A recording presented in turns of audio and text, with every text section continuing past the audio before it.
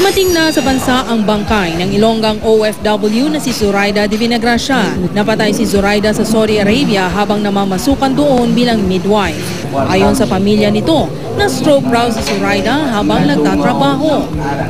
Bukod sa pighati na nararamdaman ng pamilya de Vinagracia, dismayado rin daw sila sa tanggapan ng Overseas Workers Welfare Administration o OWA. Wala raw kasi silang natanggap na tulong mula rito. Tama gid, dismayado. Kaya wala gid sing nag-coordinate, wala sing nag-ano sa amon, nag-assist. Kami na lang ng matumatoy. Pahirapan daw kasi ang pag-aayos nila para makauwi ng Pilipinas ang bangkay ng kanilang kamag-anak.